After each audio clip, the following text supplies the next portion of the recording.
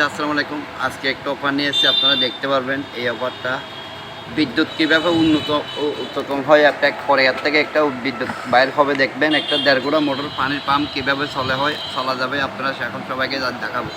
লাইভটা সবাই দেখতে পারবেন। আপনারা আমার ইউটিউব চ্যানেলটা সবাই সাবস্ক্রাইব করবেন, অবশ্যই ভালোবাসা দেবেন। নিউ ভিডিওগুলো আপনারা দেখাবার জন্য চেষ্টা করব।